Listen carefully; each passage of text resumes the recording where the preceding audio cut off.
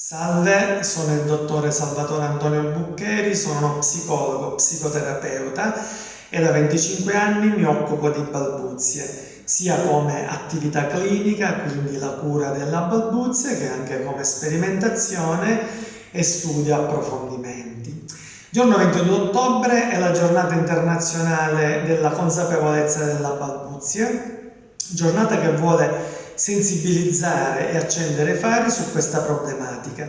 Una problematica veramente grave, profonda e anche invalidante per chi la vive. Badate che balbettare non è soltanto quel blocco che vediamo, quella ripetizione, ma la persona che balbetta è attanagliata in tanta sofferenza che si esplica in tutti i settori della vita, dalla scuola al lavoro, alle relazioni, al parlare al telefono, al citofono e tantissime altre attività che non riesce a svolgere nel miglior modo possibile perché amplifica questa problematica. E spesso mi arrivano delle persone al mio centro senza speranze, che magari hanno avuto dei fallimenti, non hanno trovato la risposta giusta e pensano che non ci sia assolutamente soluzione. Invece non è così.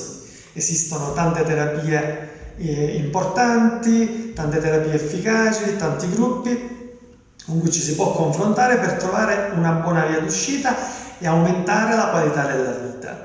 Io ho messo a punto un metodo della psicofluenza che ho sperimentato e perfezionato e che è molto utile per aiutare sia bambini che adulti che balbettano.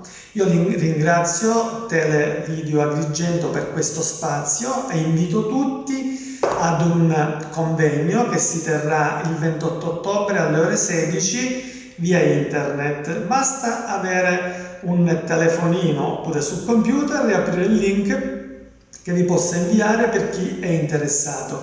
Lo invierò ovviamente alla redazione e chi volesse può anche inviarmi un WhatsApp e la segretaria risponderà tranquillamente inviando il link.